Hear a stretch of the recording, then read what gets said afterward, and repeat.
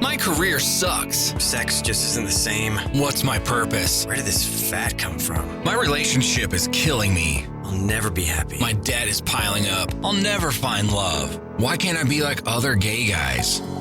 Hey guys, it's time to get a grip, stop whining, make a bold move, and do something amazing with your 40-plus gay life. Let's get to the show with your Tell It Like It Is host, Rick Clemons, who does his best to never act like a dick or a diva unless you act like one first.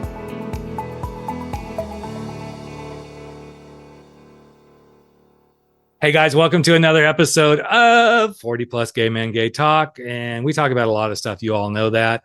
And sometimes we talk about the stuff that, well, they're like, how does that actually work? Or where did that happen? But before we dive into that, make sure you're joining us in Facebook in the community and joining our once a month men's chats. Enough of that self-promotion plug. What happens when you find the intersectionality between queerness and identity and spirituality? What does that lead you to do? How do you show up? Do you do different things like meditation? Do you try to form a community? What comes up for you? And then what happens when you go, I'm going to write a book? And this book kind of brings some of that together. Well, today I have the privilege of speaking to a new author, really new author, who just launched their book, first time book author. Yay, yay, yay. For those of you on video, you just saw me do the high five. His name is Bill Hulseman, and his book is 6 to Carry the Casket and 1 to Say the Mass. I love the title. I'm looking forward to seeing where we go in this conversation. And welcome to the podcast, Bill. Thanks for being here all the way from lovely Seattle. Thank you for the invitation. I'm happy to be here. And Bill and I have already talked weather and all that stuff, so we're not going to go into the weather talk about Seattle. But so interesting pieces of your puzzle that you bring together: identity, queerness, spirituality. You do meditation groups. You do some of that stuff. Was this always part of like in your soul, you know, like when you were 1 year old, did you say, this is what I'm going to go do? I'm kidding, of course. But well, I don't know about 1 year old, but pretty early on, I had a really positive experience of religion as a kid. I grew up in a Catholic family, and I, even at like 8, 9, 10, I was fascinated with religion. I was fascinated with the church and the symbols and the ritual movements and the motions. And, you know, so there was a lot that fascinated me, that piqued my interest. But my parents also had a really positive approach to religion. And for them, religion was about faith, sure, but it was also about justice and ethics. And my mom was really clear. Frequently, she would cite the primacy of conscience. It's kind of, in Catholic theology, I think of it as a form of Catholic civil disobedience. You know, it's this notion that your conscience is that part of you that is closest to God. So when your conscience is ringing a bell or waving a flag, listen to your conscience over whatever the authority is in front of you. And that could be even the Pope himself, my mom would say. She used to joke, oh, he's just another priest. You know, what does he know? But the conscience was the thing that overrode any other authority, any other opinions or ideas. So I always had that in the back of my mind.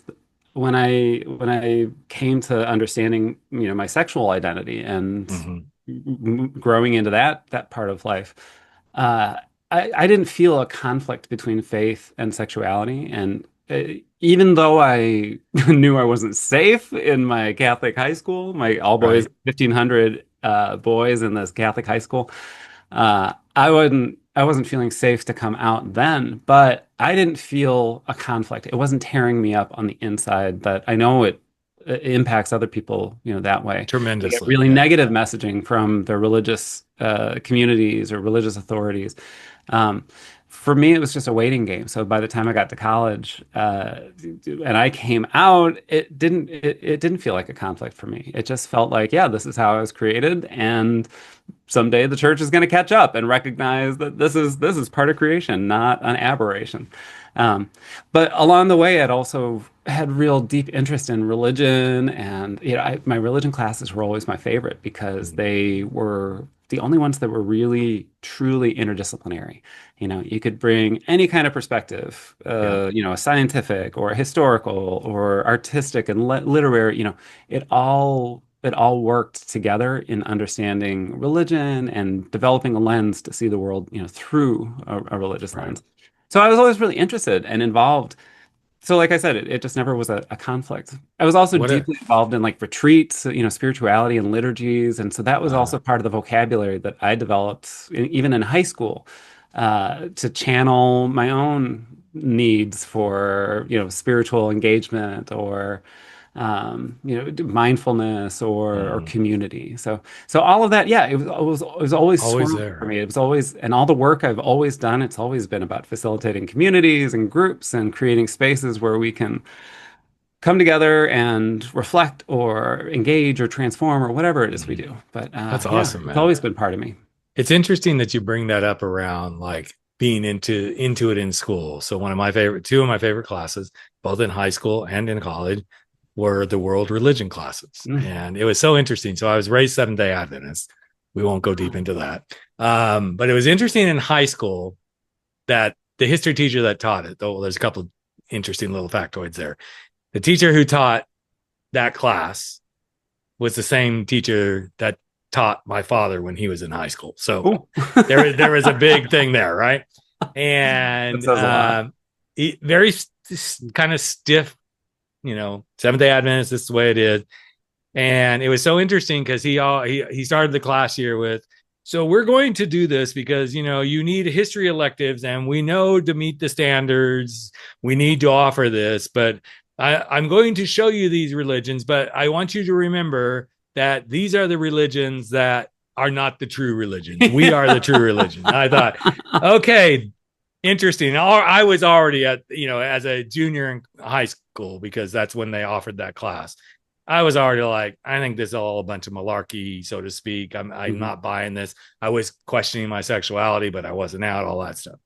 So then 2.5 2 years, 4 years, well, let's see, junior year. So 3 years later, my sophomore year in college, you could kind of elect to take this stuff when you wanted to. So of course I had to have certain electives, right? So, college world religions. I'm like, oh, this will be a breeze, right? I've already kind of been through it. Let's go. Teacher comes in, and he was what I would call the renegade teacher. Even the way he dressed and everything, I'm like, he don't look like he fits here at this Seventh Day Adventist college, but whatever. Then when I found out he was also the one of the art teachers, and he was the theater guy, I'm like, I wonder in my mind, I'm going, Check, I wonder if he's check, playing on my check. team, even Yep. though I wasn't out playing on the team yet, right? Well, he comes in and he goes, so welcome to world religion, where we're going to basically explore all the other ways you can get your way to heaven, because as we all know, Seventh-day Adventism isn't the only way. And I thought, wow, like two completely different conversations here. So I've never shared that Yeah. story. So you just brought a new story out I haven't shared, but I love to hear that. I love to hear that. When I was in college, I was a religious studies major, but my focus was on, Catholic history and theology, and I also took a minor in Judaic studies because I had always been really interested in Judaism, and so I started really diving into that. When I got to grad school, I got to divinity school. I started doing theology, like systematics, and I got real bored real fast. But my advisor pointed out that one of my courses was a lot of fun, and she said, you're allowed to have fun in school. Nobody had told me that before. So I thought, oh, and that really, I was drawn into the comparative studies because of that. It wasn't necessarily that I was worried about one is right or find the right one or everybody's, doing the same thing and let's explore it all. I just really liked it as a window into understanding human diversity, and seeing human diversity through the religious lens. That's interesting. So I narrowed my focus to ritual and how we use ritual as a tool to create culture, and how do we use ritual as a tool to shape relationships and build communities.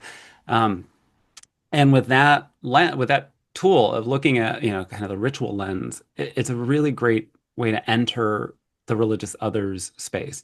So I love hearing about people's experiences like this because it is another window into, well, all religious communities operate so differently. There are some parallels, there's some yeah. similarities, but we're always going to see that extreme, right, of opinions. There's always going to be somebody who on one end is crazy exclusivist, and another on the other end who's crazy pluralist and Right. inclusivist. So we see that diversity that of observance, and I think that's really interesting. Well, it is really interesting. And I'm going to share this because it's coming up, gang, who's listening to this. I'm not going to tell the whole story because it's in a podcast coming up a month from now. But another guest shared his experience of being a Catholic gay boy in the red states. So let's just go there. And he finally confessed his sexuality to his priest. Mm. And the priest said, well, first of all, you're not going to hell. He goes, but you better get the hell out of here because you're not going to like living in this state. And I thought, oh, wow, that's it. I want that priest. I'll sign up for that church any day of the week. So I'm not going to tell the rest of the story because there's a whole nother thing that transpires in that story. But I think it's beautiful when you get to explore religion, number one, if that's your thing. Some people are like, I'm not having any interest. That's okay. Religion has always played a factor in who we are in society, folks. So let's just put that right there on the table, as we are certainly seeing in our country these days. But I also feel like you don't have to be religious to be spiritual, and that deeper stuff of ritual and stuff. For me, it's such a beautiful way of finding yourself in a deeper way, whether it's the practice of a specific religion or practice spirituality or a ritual. I have a ritual every night, quiet meditation, and sometimes it's not just meditation; it's just quiet stillness. But it makes my day helps me make my day come to a beautiful close. It actually helps me sleep better at night. All these different things. And I love that you have this ritual piece, because I was, doing research on you and everything. And the ritual thing definitely comes up in your branding. So why is ritual such a fascination for you, or a practice in what you do? I think it's an incredibly powerful tool that we don't pay a lot of attention to. I think people hand over cultural and religious authority way too fast. It's like, oh, well, that's how the mass has always been for Catholic Church, so I'm never going to challenge it. Or that's how this school has always done this graduation ceremony, and I'm not going to challenge it. But if we let them stay, if we don't challenge those practices, then we're also accepting whatever values come along with them. So I think it's a powerful tool for cultural transformation. That's a big, broad statement, but let me bring it into more tangible terms. Most of the work that I do in my ritual design practice is around weddings. And so I work with couples who don't have a tradition to draw on, whether because they didn't grow up in a religious or cultural tradition, or they're excluded from their tradition, or they want to do something interfaith or intercultural, or they just want to do something non-patriarchal or non-heteronormative, or whatever it is. So most of the people that I work with, it's for weddings. And most of the wedding practices that we think of, when you think of the American wedding, there are things you think about: the bride in the white dress, and the long aisle, and the first dance, and the first piece of cake, and all that stuff. Most of those wedding practices originated in very different times and very different places for very different purposes. And a lot of it is in imitation of European royal court culture. And it props up this idea that the person getting married is the king or queen for the day. And they have their entourage, their ladies in waiting in matching dresses to show their allegiance. And everybody has to bow, and the highest ranking person in the room is the first one to dance. That's the origin of the first dance. The first one to eat. That's the origin of the cake tasting, that kind of stuff. So I put the question out to my clients, like, if you're a monarchist, if you love European royal courts, great. But if not, by doing these things, we're also perpetuating the values that are attached to them. So if you are a hardcore feminist, it's worth looking at the wedding ritual, scouring it for the really deeply misogynist practices that are embedded there. And how do we, if we don't reject them because we've got a real sentimental attachment, at least we can adapt them, we can reframe them. So I think you can make small changes in a ceremony like a wedding, and it can have a ripple effect on culture, on society, because everybody at a wedding is paying very close attention. They want to be there. They're there because they love the people who are getting married, or like them enough to sit through a party. They're paying very close attention. And so in that moment, the people getting married have an opportunity to communicate what's important to them, not just reiterate, what has been lumped on marriage, for a long time. So I think we're at an interesting point now with equal marriage in the United States, and yet queer people want to have very heteronormative weddings. And Mm-hmm. so it's like, why? Like, I Mm-hmm. understand up to a certain point we were excluded from these practices. So I think there's a mark of progress when people are like, I get to wear white and walk down the aisle. That's great. But then I wish we would look one step further to say we have an opportunity to change how we perceive what a wedding is supposed to be and what a Mm-hmm. marriage is supposed to be. We're queer. We don't have to replicate heterosexual, partnerships and marriages. The ceremony, the ritual of it, that's our opportunity to at least symbolically work some shit out and rearrange some things and revision like what Mm-hmm. is it that we're doing together. So I get really excited about these things because I think ritual gives us really, really powerful tools. And if we Mm-hmm. let the religious authorities, the cultural authorities own them, that's to our detriment.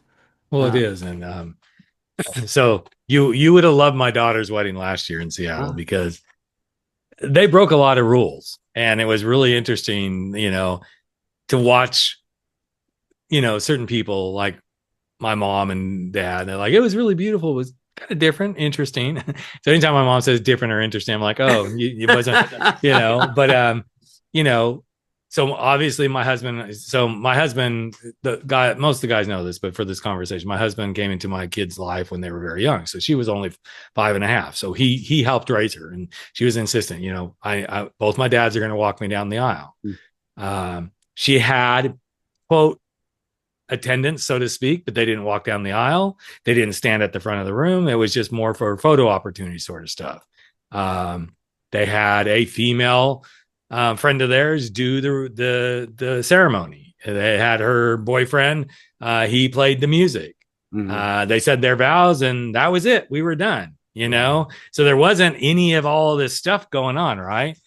And as soon as we were done, then everybody kind of moved out of the way and kind of went to where the food truck food was being served. So there you go. We broke that rule too. Yeah.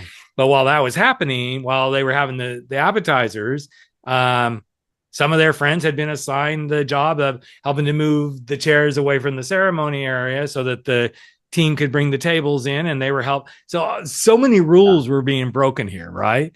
And I loved it because I said to her, I said, we're going to give you money. This is your money. Do with it how you want to do with it, and make it what you want it to be. I mean, we broke the rules so much. I know this isn't a big rule, but kind of. I don't know a lot of brides whose dad did all the florals for them. So I did all the flower arrangements. And it was my husband and our youngest daughter and my oldest daughter who was getting married. We did all the flowers in a hotel room. So I love the breaking the rules and the ritual and creating it what it is. My husband and I, we got married at the Justice of the Peace, and the party was the celebration. It wasn't like, we both wore like untucked long sleeve shirts. And, at the time we both wore really cool leather necklaces and stuff. I'm like, I'll never wear that again. But, it was just, to me, it's what makes it special for you and what says this is who we are. And I love that you're helping people do that. Got to be rewarding.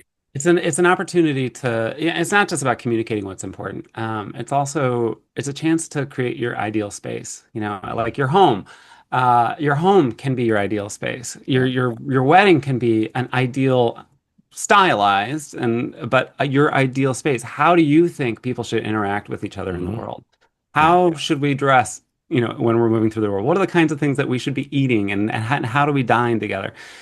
So at my own wedding, my husband and I did our ceremony was in the round. I of course love ritual, so I was all over the ritual design of it, and but we did it in the round. We're both introverts, and we're both experienced performers, but neither of us wanted to feel like we were on stage at our wedding. So we did it in the round. We didn't do a big formal entrance when it was time to start. Our officiant sort of gave us the nod, and we had been mingling with people, so we kind of wandered to the center, and then he lit a candle and we began. So things like that. I looked around and people had that like, oh, we just started. Right. Oh. And so just that signals to everybody, oh, this isn't going to be your typical great, Protestant wedding that we're used to seeing. So like this is going to be different, and it opens the door to not just it's not just experiencing something different for the sake of experiencing something different. It's redesigning the experience so that we're experiencing what we want to experience. We're highlighting the things that are important to us. We're letting people interact, and we're moving through the world in ways that feel natural to us. We're not going through the old pomp and circumstance trying to pretend like we're, the kings of England. Right. It's interesting that you bring up ritual because a good friend of mine, his name is Court Vox. He's been on the podcast. He's basically a sexual practitioner. He does a lot of deeper work with gay men and women as well, not just gay men and women.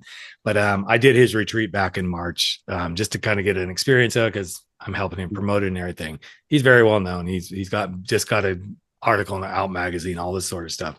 But ritual is a big part of his work. He's like, what's the rituals you want to bring into your own self pleasure, your sexual pleasure with your partner, your sexual pleasure with maybe multiple partners, but what are the rituals? What are things that are going to bring you alive? And I think too often in our lives, we don't think outside of those boxes. When was the last time somebody said to you guys, as I don't even care if it's a grinder hookup, how can I pleasure you tonight? Versus, okay, let's just go. You come in, the clothes go off.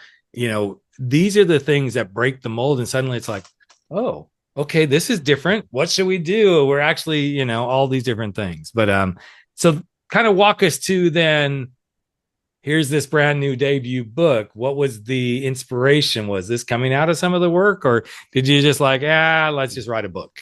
Which I know that's not true. Maybe somewhere in between those two poles. I had a really rough few years. I had been an educator. I worked as a campus minister and teacher and school administrator in independent schools for a long time. And I really wanted to be a division head. I wanted to be an upper school principal or a middle school principal. And I got the job. I got the job as a middle school principal, and that brought me out to the West Coast. And I was so excited. And then 2 days before, about a year before that, my dad had had a stroke that was pretty debilitating. And then a couple months after that, my mom's cancer returned. Wow. My mom died 2 days before the school year started. So my first year of being a middle school principal, and my mom, I always like to joke that she had excellent timing, that she knew how to remind us of our priorities. So she died 2 days before I was going to be a big shot on campus. And then my sister died very suddenly a year later, right before the second school year. And then my dad died a couple months after that. I never got my feet on the ground as a middle school principal. I was totally removed from my network of friends and family who were all on the East Coast and in the Midwest. And so I was really broken. I was drifting, and I burned out, and I needed time and space to heal and recover. And it was around that time that I met my husband, and I was so lucky that he wanted to meet me because I was a disaster as a person. I was just a shell, and I was swimming in grief, and I didn't know what was going on. But he still liked me. So I thought this is a good sign. We made a plan to move in together. I moved up to Seattle. I took 1 year off, and I wasn't going to do anything. I didn't want to think about work. I didn't want to think about what I was going to do next. I just wanted to be. So I spent a year of, doing yoga and walking the dog and doing a lot of cooking. And so I'm a couple months into that. That was the time that we also got married, in that window. Now, that was at the end of 2019, and then the world shut down. And I was not only trying to figure out how did I land in this place of burnout, how did we all land in this place of global burnout? So when 2020 happened, first with the pandemic, and then in the US, the social reckoning that's not even enough of a way to describe what we experienced after the deaths of the murders of George Floyd and Breonna Taylor and Ahmaud Arbery and so many others. And then the political violence and tribalism that has emerged, since then. So 2020, how did we all land there? It's once I made it through my year of healing and recovery, I was not running back to work in schools. Instead, I didn't know what I wanted to do. So I went back to my first love of ritual and started a little ritual design practice, wondering if that was going to catch any steam, wondering if that was going to give me some momentum. And it did. And it also gave me a chance to write a weekly newsletter. And in that weekly newsletter, I was exploring, ideas that were coming up, memories that were coming up. And I really was exploring, how did I land here? And by extension, how do we all land here? Um, it really wasn't intending, I didn't intend to do a book. It was really just, I'm processing. I want to be in dialogue with people. I want to think about these things. I want other people to think about these things. And after a couple of years, I stepped back and saw a through line through a lot of the essays about identity. What are the experiences and what are the relationships that shaped us? Me. What are the formative experiences and relationships that shaped me and planted seeds that maybe bloomed early in my life or maybe are still kind of growing underground? So that's when I thought, okay, I might have a book here. This might be interesting.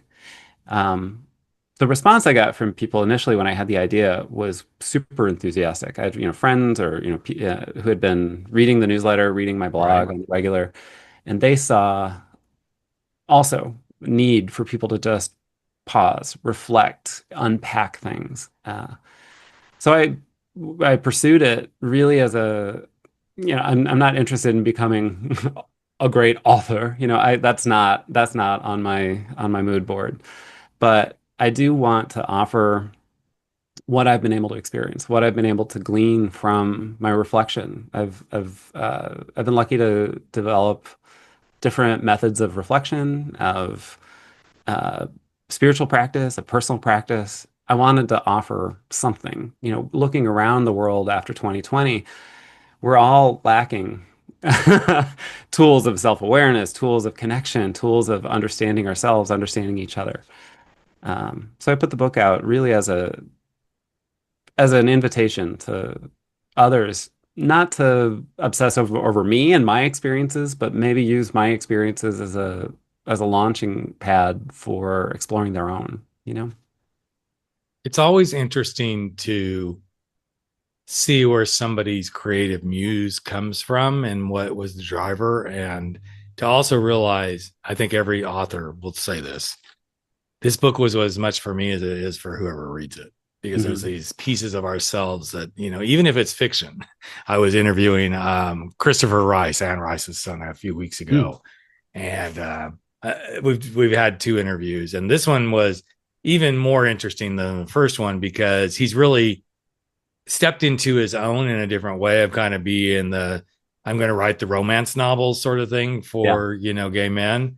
And we talked a lot about that freedom of him being able to do this. Not that he was really under his mom's who she is, right? But they wrote together and then stuff. But he goes, it's interesting to write things like his latest one is about a throuple, and he goes, my friends always joke like, how can you write about this? You would never be in a throuple. You couldn't do it. You could never make it work. But he's like, it's the beauty of being able to like put some pieces of yourself in it that, like he says, one of the characters is kind of that personality. Like, this will never work. I don't know why I'm agreeing to. And I think it's so fascinating to see these things come to life and to see how, I know how it affected me when I wrote mine. And the other two that are laying here on my desk staring at me going, you don't love us anymore. You don't love us. You're not doing a damn thing with us. But to also from their manuscript. well, yeah, exactly. They're like into the folders going, will you please open me? Please just open me and look at me. But every once in a while I have little nightmares going, okay, they're calling me from just up the stairs from our bedroom. But anyway, so what is something you learned about yourself? I'm sure there's many things, but learned about yourself in this whole process.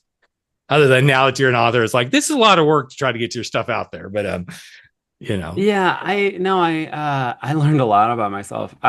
Through the writing, I think that, I thought I had written everything I needed to write when I handed the manuscript to my editor. I thought we were just going to take that, polish it up, but it entered this whole new phase of reflection, of returning to those essays and seeing how they worked together. What's the bigger story being told? And that's when it started to become less of an outlet for me and more of a mirror, where I was really able to contemplate, how did these experiences shape this this person that has made it this far, but also uh, I recognized I have incredible opportunities to let go of things. I don't Mm. have to carry everything forward. I can let go of the things that have been holding me back. I can put down the things that have been burdening me. Um, that really helped me make peace with my grief with my Sure. parents, my parents' loss, and the grief of my professional transition and my burnout. And so I was able to make peace from that. What did I learn about myself? I learned that I'm not brave, but I'm also not pitiful. And I think I spent Mm. a lot of my life thinking I was supposed to be brave. I was supposed to be courageous. I was supposed to be whatever the superlative was that we're supposed to be. And I never really wanted to be one of those things. I didn't want to be extraordinarily brave or courageous or Mm. heroic. Um, but then the alternate was, well, if I'm not brave, I must be pitiful. And that for me was a really beautiful insight to reflect back and say, oh no, actually, my life has been kind of interesting. Like, oh, Mm. I've had some really powerful experiences. I've had some amazing encounters and chances to engage the world. And I don't have to feel badly that I'm not sitting in a corner office or I don't have a PhD or I don't have, I'm not ahead of school. It's Right. ambition has sort of evaporated for me Mm. in the process of writing and revising this book. And that was really powerful. The other I thing I love think that you I, said that mm, because it's a crossroads I'm at kind of right now. I mean, I was high up ladders in my professional life, and there's times I loved it. I mean, traveling the world, it was amazing, right? mm, But I realized just recently, maybe it was because we were just in Amsterdam. I used to do some work in Amsterdam. Um, mm, I realized that ambition was accomplished. That piece of mm, my ambition in life was accomplished. And now my ambition is just to have the impact, but I don't have to have, I mean, I have buddies who are like, yeah, I've got to keep making that 600, 700K a year. I'm like, good on you. Good on you. mm. Um, I know my goals have changed. Everything has shifted for me. I joke about the two books. That to me would be really great ambition. I would really like to write those and really get them like in a space where they're released into the world in a beautiful way. But like you, I love what you just said, that ambition has shifted, and that's a big personal awareness right there, I would say. And it was a relief. I Mm. could feel, was it because I recognized that that was no longer driving me, that my shoulders were able to finally drop, or was I finally so physically healthy that my shoulders dropped and that let me see, like, oh, right, I don't have to go down that path anymore. Mm. The other thing that I think I really learned from the process was how important my identity as a queer person, as a gay man, is to me. I don't, I think a lot of us are given the message, don't prioritize your gay side too much. Don't push that too far. Or when I hear people say like, oh, no, it's just one part of me. You know, it's part of me. I happen to be gay. I hate when people do that. Oh, this person, oh, happened to be gay, and therefore dot dot dot. And I feel like that distancing has gotten more and more uncomfortable for me. And it really, the process of writing the book and revising, really made me honor and want to uplift my gay identity, my queer identity. The third part of the book had a little bit of a different origin story. They're shorter essays about things that helped me shape my queer identity. Mm. TV shows, movies, Right. books, celebrities, people I would never meet, but they still had, they planted a seed that I was able to benefit from, later on at some point in my life. Um, that really started in 2019 and 2020 when we were observing the big anniversaries of Stonewall and the first Gay Pride Sure. March. And um, but also everything was rainbow branded at the time, right? So Right. every corporation wanted to look gay friendly and queer friendly, and you walk into a mall and it was like It was like a rainbow explosion. I didn't like that. I didn't like that Pride had suddenly become less of a community festival and more Yeah. of a corporate banner event. I wanted to personalize Pride. I wanted to resist just letting corporations run it. Let the big floats and the big parties happen. I wanted to do something differently. So I took time. I over the course of June, I would take a little bit of time and think about who has been important for me, like to Mm. understand myself as a gay man. And that started a daily reflection of, I'd set some time aside to watch some clips, or I'd rewatch an old favorite movie, or I'd go back to one of the chapters is about designing women, so I'd go Mm. back to all my designing women episode. Golden Girls has played a major part in my life, Right. so it's also a chapter in the book. So I got to spend some time thinking about, it's not just that it was my OGT, like Right. my original gay trait of being, 9 years old and in love with the Golden Girls. Mm. But what has that given me over time? What else? What did they give other queer people over time? Mm. So yeah. So I think writing the book really made me, and revising the book really made me see I want my gay identity to be Mm. front and center. Because That's there are so awesome. many times in my life that it has been brushed aside or ignored. I spent so much of my life not being able to see myself reflected in my world. Right. And that's something that a lot of us can relate to. It's so Mm. isolating. And it made me a very lonely kid, and it made me a Yeah. very lonely young adult. And but it's taken me a long time to no, I want that to be front and center. I want this to be the driver. I don't want to imitate straight people's lives. I want to figure out, Mm. what does it mean to have a queer life? What does it mean to Right. have a gay like social, group, and be able to build a world, build a life out of that. And I think Um, that's part of the beauty of being gay is that can be really important for you and somebody else that's not that important, but this is the beauty of our community. And too often I see people beating each other up like, well, then you're not very gay. Well, what does that mean? you know, I would much rather people bring their why are we gayness telling each to, other? why are we doing this to each other? We just had the privilege of being in Amsterdam at Amsterdam Pride. And as you were talking Wild. about this, and it didn't hit me until you just talked through it. And so we got there. Pride had been going on for like a week, but we got there for the weekend of Pride. And so my husband and I were walking through Amsterdam, going to the Anne Frank house, and we happened to walk down a street where there was actually a Pride party in the middle of the afternoon, but it wasn't going full tilt because it was going to be an evening spot. But I started noticing, wow, they're celebrating Pride, but I'm not seeing like I would in the US. Until you said this, it didn't hit me. I didn't see a lot of corporate branding stuff going on. It was more very localized, like this community is sponsoring this. And there might be local bookstores and stuff. But then we get to the Pride Festival on Saturday. I mean, the Pride Parade, which is in the canals. And yes, there's Pride banners up on the bridges and stuff. But now that I think about it, I don't know that those banners were sponsored by anybody other than Amsterdam Pride. That's what it was. So then the boats start coming through, which this was a phenomenal experience. I would fly all the way back to Amsterdam just to go do it again because it was just so cool. Even the boats, yes, there were companies and stuff, but the company branding was so reduced from what we would see here in the States. And a lot of times these boats weren't company brands. Like we were in the throng. We were on a good bridge where there was we were right at the peak so we could see them coming and everything. And we were packed in. I mean, we were with all the locals.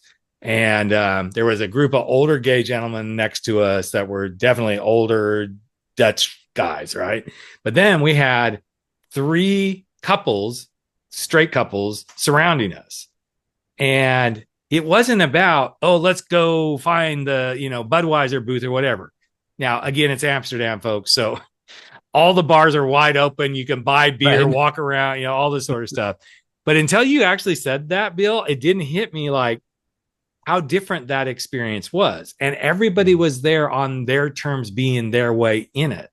And I love what you just shared about this is how I want to be. There were some people on our cruise, small riverboat cruise, that were like, yeah, I don't need to be at the parties. We didn't go to the parties, but I definitely wanted to be part of some of the bigger parades and stuff. Mm-hmm. And somebody actually knocked a couple of people like, I can't believe you come all the way on this cruise to be at Amsterdam Pride and you're not going to go to the parties that go into the middle of the night. Why do we do this to each other? So I'm so glad you beautifully explained your piece of this, because it just, yeah, I thought it was just so well said. Like, here's how I want to show up. And I think this is the beauty of us as we get older as gay men, is to start to exercise. Here's how I choose to show up. And I'm going to give you the privilege of choosing how you want to show up as well. So yeah, thank you for articulating that really well. It was really well said. I was just like very captivated as you were describing all this. So do you think there's another book? You think there's another book inside you, or you're like, no, one's good? I have 2 projects on my horizon. So cool. I said before, most of my work is around weddings and my ritual design practice. So I'm hoping once wedding season tapers off, I'll be able to devote a lot of energy into a book about weddings, and not necessarily an event planning guide, because I think there's plenty of that. And I want to offer a different approach to weddings, rooted in my experience as a ritual designer and my own experience as a person. But we don't have to keep doing giant banquets, and we don't have to keep doing these ceremonies that are rooted in different places and times. Yeah. But people don't have the tools to see how to do that differently, how to think about that differently. And it's, almost all of the couples that I work with at some point will be like, I never knew we could do that. I never knew that was an option. I never, things like, you don't have to walk down the aisle, or like, you don't have to kiss at the end, because, and I try to provide the history of those things and how, what were they originally intended to mean or represent, and what values do they carry now? So that's what I want to work on next, is an approach to weddings. Very cool. And then I would like to, I've started writing some essays about teaching and learning, and I hope that would turn into another volume of essays, maybe kind of similar, at least in terms of format and genre to Six to Carry the Casket. But I would want to go back to my life as a student, as a teacher, as an administrator, and my life since leaving schools, and reflect on what I've seen and what I've done. I wasn't the best teacher in the world, but I was a pretty good teacher, and I loved my work, and I loved connecting the little things on a daily basis to the bigger mission of the school. What are we actually doing? I loved the challenge of thinking about, I'm sitting here having lunch. How does that relate to the mission of the school? How does that relate to the mission of what I'm doing as an educator? So I was more mindful in my work, But not everybody does that. So I want to provide some insights into what I learned, what I tried, what I saw as an educator. That sounds absolutely yummy, delicious, fun, engaging, every bit of it. So, well, Bill, much success, man. Where can people, I'm sure everybody can find the book in most places, right? On Amazon and Barnes & Noble, all those places. I certainly encourage folks to ask at their local independent bookstore or favorite bookstore. But the book is available on Alstora, Amazon, Barnes & Noble, 6 to Carry the Casket, 1 to Say the Mass. You can just plug that in and you can find it. Or you can find it on my website, billhulseman.com.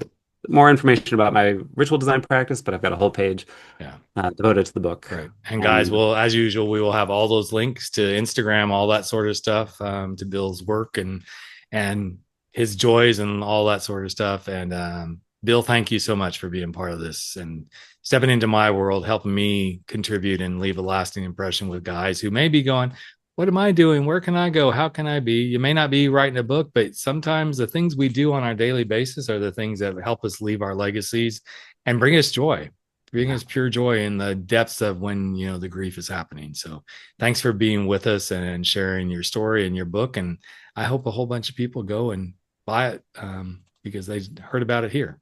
So thank you so much. Thank you for the invitation.